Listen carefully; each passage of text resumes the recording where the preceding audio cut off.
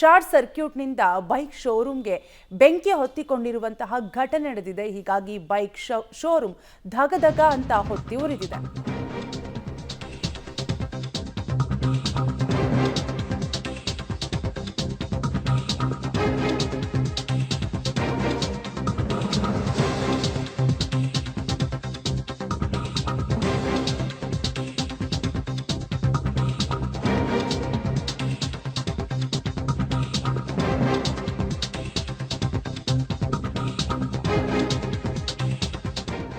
Bike ಶೋರೂಮ್ನಲ್ಲಿ ಅಗ್ನಿದೇವನ ನರ್ತನ ಆಗಿದೆ. ಮಹದೇವಪುರದಲ್ಲಿ bike showroom ಧಗಧಗ ಅಂತ ಹೊತ್ತಿ ಉರಿದಿರುವಂತಹ ಘಟನೆ ನಡೆದಿದ್ದು, ಮಹದೇವಪುರದ ಬಿ ನಾರಾಯಣಪುರದಲ್ಲಿ ಈ ಘಟನೆ ನಡೆದಿದೆ.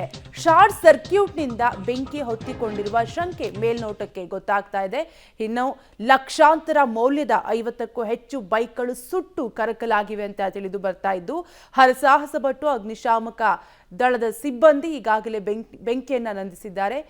ಟ್ರಯಂಫ್ ಈ ಬೈಕ್ ಶೋರೂಮ್ಗೆ ಬೆಂಕಿ ಹೊತ್ತಿಕೊಂಡಿದೆ. ನೀವು ಕೂಡ ಗಮನಿಸ್ತಾ ಇರಬಹುದು ದೃಶ್ಯಾವಳಿಗಳಲ್ಲಿ ಎಷ್ಟರ ಮಟ್ಟಿಗೆ ಕಂಪ್ಲೀಟ್ ಆಗಿ ಬೆಂಕಿ ಬೈಕ್ ಶೋರೂಮ್ ಅನ್ನ ಆವರಿಸಿಕೊಂಡಿದೆ ಅಂತ.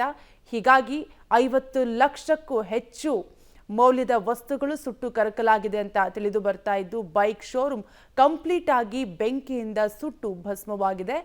ಇನ್ನು ಸ್ಥಳಕ್ಕೆ ಅಗ್ನಿಶಾಮಕ ಸಿಬ್ಬಂದಿ ದೌಡಾಯಿಸಿ ಬೆಂಕಿಯನ್ನ ನಂದಿಸುವ ಕಾರ್ಯವನ್ನು ಕೂಡ ಮಾಡಿದ್ದು, ಶಾರ್ಟ್ ಸರ್ಕ್ಯೂಟ್ನಿಂದ ಬೆಂಕಿ ಹೊತ್ತಿಕೊಂಡಿದೆ ಅಂತ ಮೇಲ್ನೋಟಕ್ಕೆ ಗೊತ್ತಾಗ್ತಾ ಇದೆ. ಮಹದೇವಪುರದ ಬಿ ನಾರಾಯಣಪುರದಲ್ಲಿ ಈ ಘಟನೆ ನಡೆದಿದೆ. ಇನ್ನು ಲಕ್ಷಾಂತರ ಮೌಲ್ಯದ 50ಕ್ಕೂ ಹೆಚ್ಚು ಬೈಕ್ಗಳು ಸುಟ್ಟು ಭಸ್ಮವಾಗಿವೆ.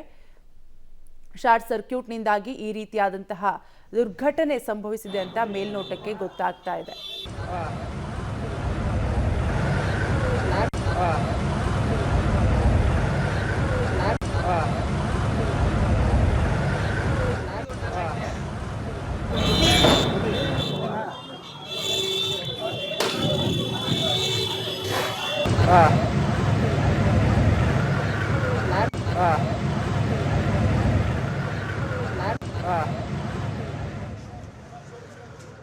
ಯಮಹಾ ಶೋರೂಮ್ಗೆ ಬೆಂಕಿ ಬಿದ್ದಿರುವಂತಹ ಘಟನೆ ಬೆಂಗಳೂರಿನ ಮಹದೇವಪುರದಲ್ಲಿ ನಡೆದಿರುವಂಥದ್ದು. ನಾನೀಗ ಮಹದೇವಪುರದಲ್ಲಿರುವಂಥ ಯಮಹಾ ಶೋರೂಮ್ ಮುಂಭಾಗದಲ್ಲಿ ಇದ್ದೀನಿ. ನೀವು ನೋಡ್ತಾ ಇರ್ಬೋದು, ಸುಮಾರು 50ಕ್ಕೂ ಹೆಚ್ಚು ಬೈಕ್ಗಳು ಬೆಂಕಿಗೆ ಆಹುತಿಯಾಗಿರುವಂಥದ್ದು. ಸಂಪೂರ್ಣವಾಗಿ ಎಲ್ಲ ಬೈಕ್ಗಳು ಕೂಡ ಸುಟ್ಟು ಕರಕಲಾಗಿರುವಂಥದ್ದು. ಈ ಶೋರೂಮ್ ಏನಿದೆ, ಈ ಶೋರೂಮ್ಗೆ ಇವತ್ತು ನ್ಯೂ ಇಯರ್ ಆಗಿರೋ ಕಾರಣಕ್ಕಾಗಿ ಸಂಜೆ 7 ಗಂಟೆ ತನಕ ಇಲ್ದಂಥ ಸಿಬ್ಬಂದಿ ಎಲ್ಲ ಕೆಲಸ ಮಾಡಿ ಹೋಗಿರ್ತಾರೆ. 7 ಗಂಟೆ ನಂತರದಲ್ಲಿ ಸೆಕ್ಯೂರಿಟಿ ಕೂಡ ಶೋರೂಮ್ಗೆ ಬೀಗ ಹಾಕ್ಕೊಂಡು ಊಟಕ್ಕೆ ಅಂತ ಹೋಗಿರ್ತಾರೆ. ಆ ಸಂದರ್ಭದಲ್ಲಿ ಶಾರ್ಟ್ ಸರ್ಕ್ಯೂಟ್ ಬೆಂಕಿ ಆಗಿದೆ ಅನ್ನೋ ಆ ಶಂಕೆ ವ್ಯಕ್ತ ಆಗಿರುವಂಥದ್ದು. ಯಾವಾಗ ಬೆಂಕಿ ಶುರುವಾಗುತ್ತೋ ಆ ಸಂದರ್ಭದಲ್ಲಿ ಏಕಾಏಕಿ ಸೆಕ್ಯೂರಿಟಿಗೆ ಯಾರೋ ಫೋನ್ ಮಾಡಿ ಹೇಳಿದ್ರು. ಆಗ ಸೆಕ್ಯೂರಿಟಿ ಬಂದು ನೋಡುವಷ್ಟರಲ್ಲಿ ಇಡೀ ಶೋರೂಮ್ಗೆ ಬೆಂಕಿ ಆವರಿಸ್ಕೊಂಡಿರುತ್ತೆ. ಬೆಂಕಿ ಆವರಿಸ್ಕೊಂಡ ನಂತರದಲ್ಲಿ ಅದನ್ನು ಆರಿಸೋದಕ್ಕೆ ಎಲ್ಲ ಪ್ರಯತ್ನ ಮಾಡಿದರೂ ಕೂಡ ಸಾಧ್ಯವಾಗೋದಿಲ್ಲ. ಈ ಶೋರೂಮ್ನಲ್ಲಿ ಸುಮಾರು 30ಕ್ಕೂ ಹೆಚ್ಚು ಬೈಕ್ಗಳು, ಹೊಸ ಬೈಕ್ಗಳು ಇದ್ದಂಥವು ಎಲ್ಲವೂ ಕೂಡ ಸುಟ್ಟು ಕರಕಲಾಗಿದ್ರೆ. ಹಿಂದೆನೇ ಸರ್ವಿಸ್ ಸೆಂಟರ್ ಇದೆ, ಅಲ್ಲೂ ಕೂಡ 20ಕ್ಕೂ ಹೆಚ್ಚು ಬೈಕ್ಗಳು ನಿಂತಿದ್ವು. ಅವು ಕೂಡ ಸುಟ್ಟು ಕರಕಲಾಗಿರುವಂಥ ಆ ಪರಿಸ್ಥಿತಿ ಎಲ್ಲ ಸುಟ್ಟು ಕರಕಲಾಗಿರುವಂಥದ್ದು. ಪಕ್ಕದಲ್ಲಿ ಮತ್ತೊಂದು ಶೋರೂಮ್ ಕೂಡ ಇದೆ.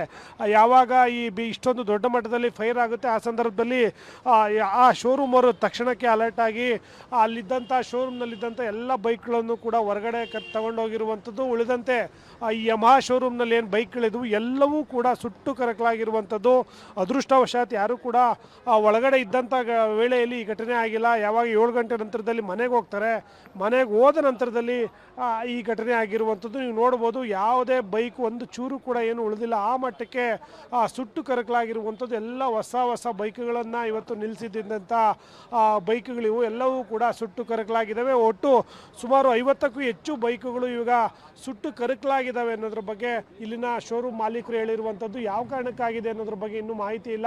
ಶಾರ್ಟ್ ಸರ್ಕ್ಯೂಟಿಂದ ಆಗಿರ್ಬೋದು ಅನ್ನೋ ಶಂಕೆ ಕೂಡ ವ್ಯಕ್ತವಾಗಿದೆ. ಈಗಾಗಲೇ ಅಗ್ನಿಶಾಮಕ ಸಿಬ್ಬಂದಿ ಕೂಡ ಎಲ್ಲ ಬಂದು ಸ್ಥಳಕ್ಕೆ ಬಂದು ವಾಹನ ಇಲ್ಲಿ ಬೆಂಕಿ ನಂದಿಸುವಂಥ ಕೆಲಸ ಮಾಡಿರುವಂಥದ್ದು. ಒಟ್ಟಿನಲ್ಲಿ ಏನು 7 ಗಂಟೆ ನಂತರದಲ್ಲಿ ಈ ಘಟನೆ ಆಗಿದ ಪರಿಣಾಮವಾಗಿ ಯಾವುದೇ ರೀತಿಯ ಪ್ರಾಣ ಹಾನಿ ಆಗಿಲ್ಲ ಅಂತ ಹೇಳ್ಬೋದು. ಕ್ಯಾಮ್ರಾಮನ್ ಮಂಜುನಾಥ್ ಜೊತೆ Umesh, public TV, Bengaluru. Showroom Yamaha showroom ಇವತ್ತು ಸರ್ವಿಸ್ ಅವರು ಹಾಫ್ ಡೇ ಕೆಲಸ ಮಾಡ್ಕೊಂಡು ಹೋಗಿದ್ದಾರೆ ನ್ಯೂ ಇಯರ್ ಅಂತ.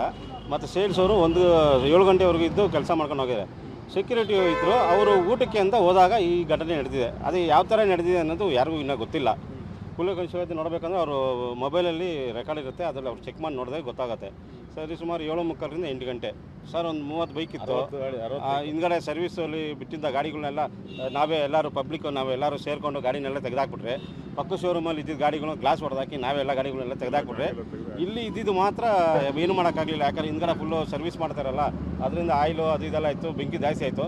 ಈತನ ನಮ್ಮ ಸ್ನೇಹಿತನೇ ಚಂದ್ರು ಅಂತ, ಇದನ್ನು ಪಕ್ಕದ ಬಿಲ್ಡಿಂಗಲ್ಲಿ ಪೈಪ್ ಇತ್ತು, ಆ ಪೈಪಿನ ಸಮೇತ ತಗೊಂಡು ನೀರು ಹಾಕಕ್ಕೆ ಬಂದಿದ್ದಾರೆ. ನೀರು ಹಾಕ್ಬೇಕಾದ್ರೆ ಏನಾಗ್ಬಿಟ್ಟಿದೆ, ನೀರು ಹಾಕ್ತಾ ಇದ್ದಂಗೆ ಪೆಟ್ರೋಲ್ ಟ್ಯಾಂಕ್ ಏನೋ ಬ್ಲಾಸ್ಟ್ ಆಗಿದೆ. ಆ ಬ್ಲಾಸ್ಟ್ಗೆ ಏನಾಗಿದೆ, ನೀರು ಬಿಟ್ಟರೆ ಕಂಟ್ರೋಲ್ ಆಗಿಲ್ಲ ಅಂತ ನಾವು ಈಚೆ ಬಂದ್ಬಿಟ್ವಿ. ಆಮೇಲೆ ಫೈರ್ ಸ್ಟೇಷನ್ ಅವ್ರು ಬಂದು ಇದನ್ನು ಆರಿಸಿದ್ದಾರೆ. 7 ಗಂಟೆ ಕ್ಲೋಸ್ ಆಗಿದೆ ಸರ್. 7 ಗಂಟೆ ಕ್ಲೋಸ್ ಆಗಿದೆ. ನಾನು ಏನೋ ಕೆಲಸಕ್ಕೆ ಅಂತ ಈ ಕಡೆ ಬಂದೆ, 7:20ಕ್ಕೆ ಬಂದೆ. ನಮ್ಮ ಅಣ್ಣವರು ಬೀಗ ಓಪನ್ ಮಾಡಿ ಏನು ಅಂತ ಕೇಳಿದಾಗ ಅವರು ಟೆನ್ಷನಲ್ಲಿದ್ದರು. ನಾನು ಇನ್ನೊಬ್ಬ ಹುಡುಗ ಮುಸ್ಲಿಮ್ಸ್ ಹುಡುಗ, ಅವರು ಇಬ್ಬರು ಸೇರಿಬಿಟ್ಟು ಅಲ್ಲಿ 6ನೇ ಫ್ಲೋರ್ಗೆ ಮೇಲೆ ಹತ್ಬಿಟ್ಟು ಪೈಪ್ ಎತ್ಕೊಂಬರೋ ಸತಿಗೆ ಇಲ್ಲಿನ ಜಾಸ್ತಿ ಆಗೋಯ್ತು. ಆದರೂ ನಾವಿಬ್ಬರು ಈ ಗ್ಲಾಸ್ ಹೊಡೆದಾಕ್ಬಿಟ್ಟು ಒಳಗಡೆ ಹೋದ್ವಿ, ಆದಷ್ಟು ಟ್ರೈ ಮಾಡಿದ್ವಿ, ಅದರಲ್ಲಿ ಆಗಲಿಲ್ಲ. ಅದು ಏನಾಗೈತೆ ಅಂದರೆ ಆ ಹುಡುಗನಿಗೆ ಫಿಲ್ಟ್ರ್ ಬಂದು ಮುಖಕ್ಕೆ ಹೊಡೆದಾಗ ಆಚೆ ಬಂದುಬಿಟ್ವಿ, ನಮ್ಮ ಕೈಯಲ್ಲಿ ಆಗಲಿಲ್ಲ. ಆಚೆ ಬಂದಾಗ ಆಮೇಲೆ ಇವರು ಬಂದಾಗ ಫೈರ್ ಇಂಜಿನ್ ಫೋನ್ ಮಾಡಿದಾಗ ಆಮೇಲೆ ಚಿಕ್ಕ ಗಾಡಿ ಬಂತು, ಅದರಲ್ಲಿ ಆಗಲಿಲ್ಲ. ಆಮೇಲೆ ದೊಡ್ಡ ಗಾಡಿಗೆ ಅಂತ ಫೋನ್ ಮಾಡಿದಾಗ ಯಾವುದೂ ಇಲ್ಲ, ಹೊಸಕೋಟೆಯಿಂದ ಕರೆಸ್ತಾ ಇದ್ದೀವಿ ಅಂದರು. ಆಮೇಲೆ ಆ ಗಾಡಿ ಬಂದಮೇಲೆ ಅವರು ಪ್ರಯತ್ನ ಮಾಡಿದ್ದು.